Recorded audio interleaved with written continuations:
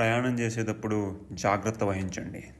Hi friends, ఎలా ఉన్నారు అందరూ? మహారాష్ట్ర ఎన్నికలు చాలా సమీపంలోనే ఉన్నాయి. మీ అందరికీ తెలిసిందే. మన ఆంధ్రప్రదేశ్ నుంచి పవన్ కళ్యాణ్ గారు, అట్లాగే తెలంగాణ నుంచి రేవంత్ రెడ్డి గారు కూడా మహారాష్ట్ర వెళ్లి ఆయా పార్టీల తరపున పోటీ చేసినటువంటి అభ్యర్థుల తరపున వాళ్ళు అక్కడ ప్రచారం చేయడం జరిగింది. మీరు అందరూ చూసే ఉంటారు. అయితే కొన్ని గంటల క్రితం ఒక సీరియస్ ఇష్యూ ఒకటి ప్లేస్ చేసుకుంది. ఒక డ్రామాటిక్ ఇష్యూ అని కూడా చెప్పొచ్చు. సో ఇష్యూ ఏంటంటే, మహారాష్ట్రలోని పాల్ఘర్లో వివాంతా హోటల్ అని చెప్పి ఒక హోటల్ ఉంది. అక్కడికి బీజేపీ లీడర్ అయినటువంటి వినోద్ తావడే అనే ఒక వ్యక్తి బీజేపీ తరపు నుంచి పోటీ చేస్తున్నటువంటి రంజన్ నాయక్ అనే బీజేపీ క్యాండిడేట్ కలవడానికి వచ్చారు. అయితే ఈ మీటింగ్ జరుగుతుండగానే కొద్దిసేపటికి బీవీఏ అనే పార్టీ, అంటే బహుజన్ వికాస్ అఘాడీకి సంబంధించినటువంటి కార్యకర్తలు ఎవరైతే ఉన్నారో ఒక్కసారిగా వాళ్ళు ఆ హోటల్లోకి రావడం జరిగింది. వాళ్ళు వస్తూనే పోలీసులను కూడా తీసుకురావడం జరిగింది. సో వాళ్ళు ఏమని క్లెయిమ్ చేస్తున్నారంటే, ఈ బీజేపీ లీడర్ అయినటువంటి ఈ వినోద్ తావడే గారు ఎవరైతే ఉన్నారో ఆయన ఒక 5 కోట్ల రూపాయలు ఒక బ్యాగ్ తీసుకొచ్చారని, అది ఓట్లు కొనడానికి ఆయన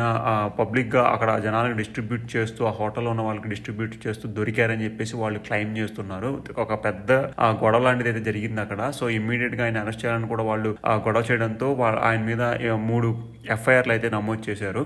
అయితే ఈ విషయం ఎంతవరకు నిజం, ఎంతవరకు అబద్ధం అనేది ఇంతవరకు అధికార వర్గాలు అంటే పోలీస్ వర్గాల నుంచి అయితే ఎటువంటి ఇన్ఫర్మేషన్ రాలేదు. బీజేపీ వాళ్ళు చెప్పడం ఏంటంటే, ఇదంతా కూడా ఒక ప్రీ సెటప్ ప్లాన్ అని, తాము ఎటువంటి తప్పు చేయలేదని, ఇది కావాలని తనను ఫ్రేమ్ చేస్తున్నారని చెప్పేసి బీజేపీ నాయకుడు అయినటువంటి తావడే గారు ఎవరైతే ఉన్నారో ఆయన అంటున్నారు. ఒక పక్క మరో పక్క కాంగ్రెస్ వాళ్ళు, అలాగే ఎన్సీపీ వాళ్ళు, అట్లాగే ఎవరైతే బీవీఏ పార్టీ వాళ్ళు ఎవరైతే ఉన్నారో ఇది బీజేపీ యొక్క అవినీతికి నిదర్శనమని, పబ్లిక్ గా వాళ్ళు దొరికిపోయారని నిజం ఒప్పుకోవాలని చెప్పేసి వాళ్ళు క్లెయిమ్ చేస్తున్నారు. సో మరి ఎన్నికల్లో డబ్బుల ప్రభావం ఎంతవరకు ఉంటుందని మీరు అనుకుంటున్నారు?